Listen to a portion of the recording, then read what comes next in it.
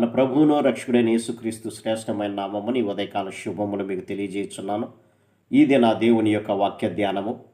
ధర్మశాస్త్ర సంబంధ క్రియల వలన ఏ మనుష్యుడు నీతిమంతుడిగా మార్చబడ్డడు. గలతీ పత్రిక 2వ అధ్యాయము 16వ వచనం.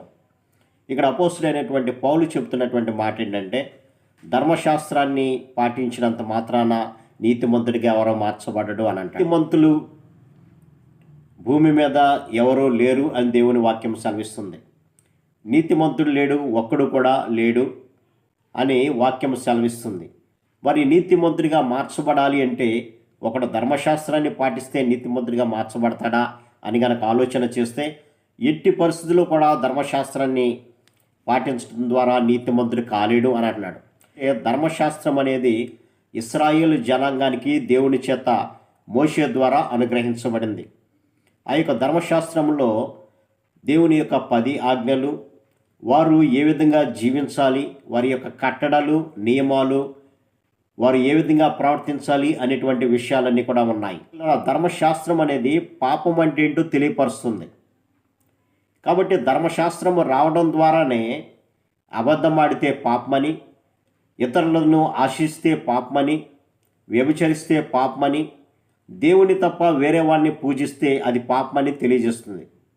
అది పాపం అంటే ఏంటో తెలియజేస్తుందే కానీ పాపాన్ని ఏమాత్రం కూడా తీసివేయడానికి శక్తి కలిగినది కాదు ధర్మశాస్త్రం.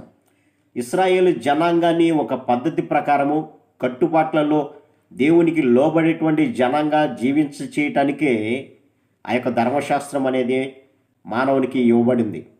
దానివల్ల దాన్ని పాటించడం వల్ల ఎవరు కూడా నీతిమంతులు కాలేరు. కారణం ఏంటంటే దాన్ని ఎవరు కూడా పాటించలేరు, అంత కఠినతరంతో కూడుకున్నది.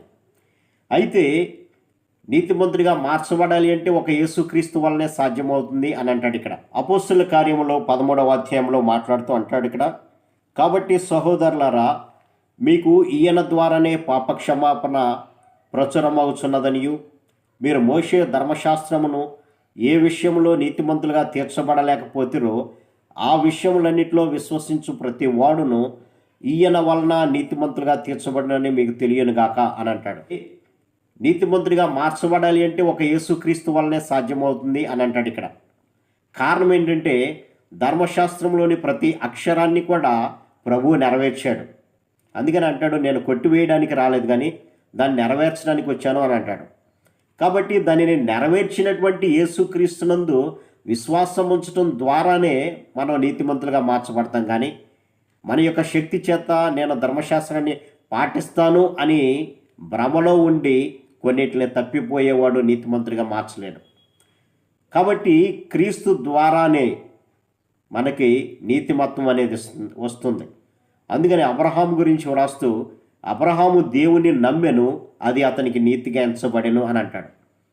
ఒకవేళ ధర్మశాస్త్రాన్ని కనుక పాటించినట్లయితే యేసుక్రీస్తు లోకానికి రావాల్సినటువంటి అవసరం ఉండేది కాదు. ధర్మశాస్త్రాన్ని పాటించినట్లయితే, ఖచ్చితంగా అనుసరించినట్లయితే క్రీస్తు రక్తంతో పని ఉండేది కాదు ప్రియులారా.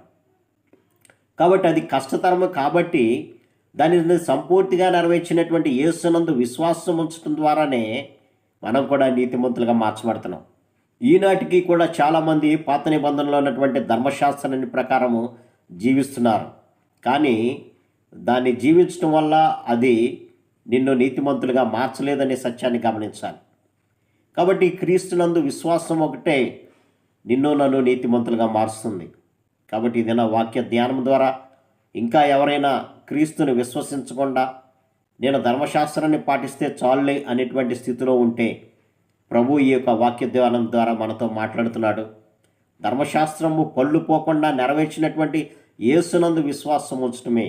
ఆయన రక్తము నా కొరకే చిందించబడింది, ఆ రక్తములో ప్రతి పాపము కూడా కడిగివేయబడుతుందని ఎవరైతే విశ్వసిస్తారో వారు మాత్రమే నీతిమంతులుగా మార్చబడతారు.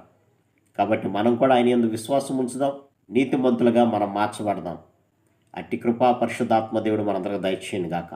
ఆమెన్. ప్రార్థన. సర్వశక్తుడా, ప్రేమ గల మా తండ్రి, ధర్మశాస్త్రము నీతివంతులుగా మార్చలేదనే సత్యాన్ని మేము గమనించి ధర్మశాస్త్రాన్ని సంపూర్తిగా నెరవేర్చినటువంటి మీ యందు విశ్వాసం ఉంచడం ద్వారా మేము నీతివంతులుగా మారతామనే సత్యాన్ని మేము గమనించి మీ యందు విశ్వాసం ఉంచడం ద్వారా నైనా మేము కూడా ధర్మశాస్త్రాన్ని పాటించే వరకు ఉండున్నట్లుగా సహాయం దయచేయమని యేసునామమున అడిగి వేడుకొంచున్నాను తండ్రి. ఆమేన్. God bless you.